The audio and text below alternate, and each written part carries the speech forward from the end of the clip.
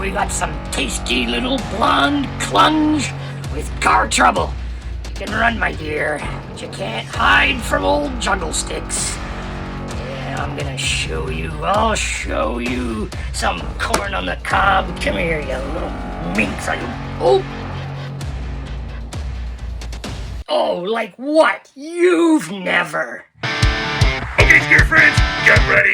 Hold on to your seat and grab those sides, because they just might split. It's time for another episode of The Grim Show.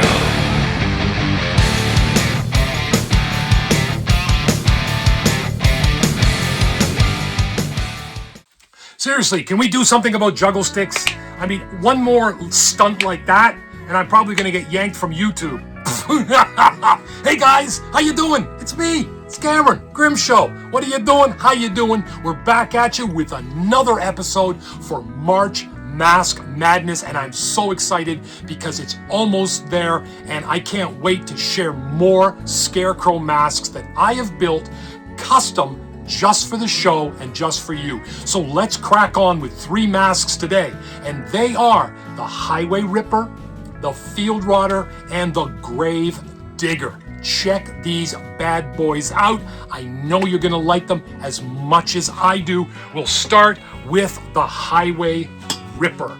Here he is. Guys, I gotta be honest, this is one of my favorite masks in the show because I love simplicity. This particular mask, you may have seen, it's a very common style where you get the sack mask and just the 2 eyes. It's common, most seen, and most remembered in a film called The Town That Dreaded Sundown.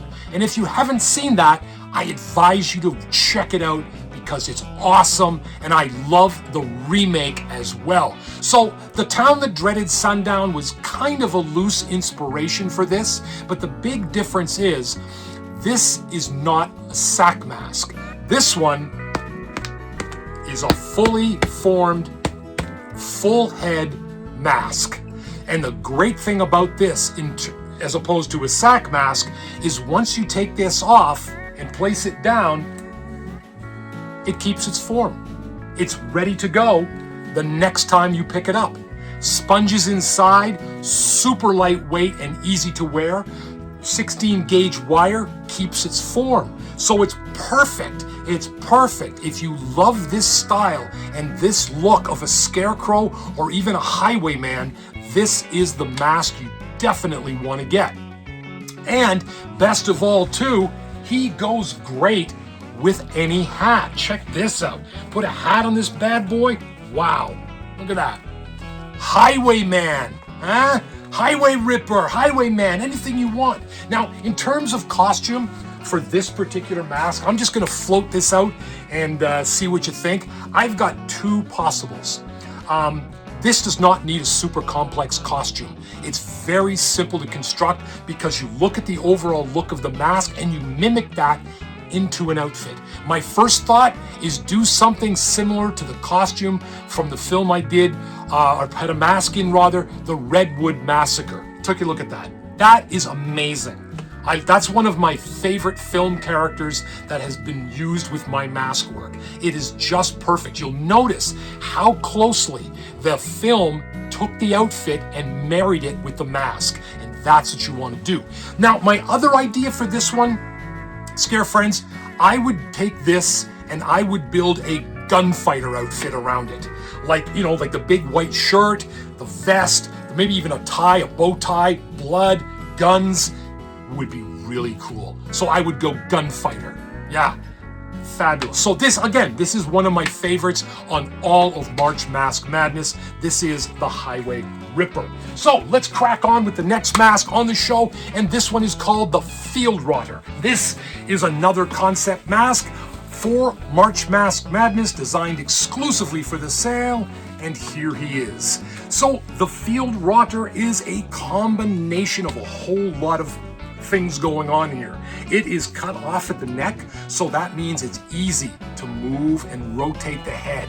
You've got some serious advanced stitching that goes all through it, up and down, okay, in a nice Y formation, and the eyes are fully decked out in really hard twine. Okay, so this is not just twine, it's really hard twine. So you've got the eyes there that have easy see-through, even though this looks really menacing and blocking, it's not. Vision is very easy through this mask, and likewise, breathing also lightweight, and the design firm, hard built. Built to scare, built to wear, and built to wear for a long time. Now, like my other mask, like the Highway Ripper, this does not have a dedicated mouth, but you do not need it because burlap, even in the many layers of this mask, breathes very, very well. In the back, he is, again, the easy on lace up. You can just pull these quickly, tightly, and no problemo. Easy on, easy off. He's got nice hair. Now the hair is not glued to the mask, it's glued into the mask. Okay, so it's all, as you can see there, it's punched on there. And like all my masks, I made this by hand. It's all hand stitched and it's brush painted. So everything is done by hand, old school. Because, I figure, you're gonna make a Scarecrow mask like this, you want it to look, you want it to be done old school. And that's just my mantra for making Scarecrow masks. I try to keep it as original as possible. Okay, so this one is the Field Rotter. And like the Highway Ripper, he goes really nicely with a hat. Look at that. Yeah.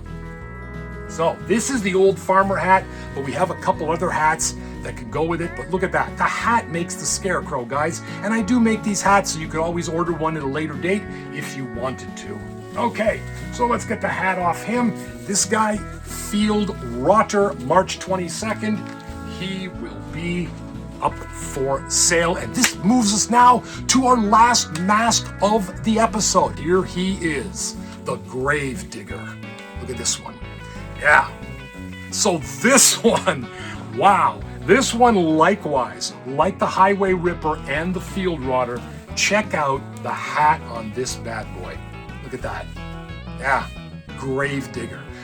So he's got a lot going on. I mean, just people are going to look at this again and again because he's slit up the sides. He's got different, if you haven't noticed already, I've used 2 different types of colored burlaps to accent it even more. He's got stitching there. Again, all of this has been double stitched. As you can see, it's a 2-stitch. So that really brings it out. And the detail on this guy, he's got that, from a profile, he's kind of got that rotting dead Frankenstein look. I was gonna call him rotting dead Frankenstein, but that's too much. It's too much. So I just called him Grave Digger. So on the other side, likewise, you can see all the detail that went into the brush, paint, and antiquing work on this mask, and different material on the forehead as well. So that provides a nice complementary look on the turn. And like other masks we saw before, namely, remember Pitchfork? He was in the show yesterday. This one looks great from any angle you turn it. Look at this. I mean, nobody's even wearing this thing and it's horrifying.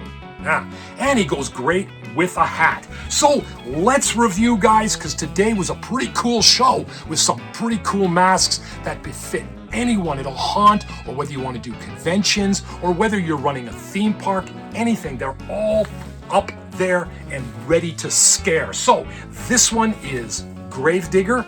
There he is there. This one here is the Highway Ripper. Yeah, that one. And finally, we have this one, the Field Rotter. Yeah. So those are the 3 masks today. Let's see if they'll sit. Oh, look, they'll sit there for me. Awesome. Guys, thanks very much for tuning in and taking a look at my mask work. And thank you again for watching my other videos and your patronage to my YouTube channel and my Facebook. And of course, a special awesome piece to all my customers and clients with whom I talk to often and deal with regularly. Tomorrow or the day after, depending upon when I can shoot another video, we'll be back with even more masks leading up to this Saturday, March 22nd, and Mask March Madness. We'll see you again real soon, guys. It's been a pleasure. As always, I'm Cameron. This is my work. Grim Stitch Factory. Peace out.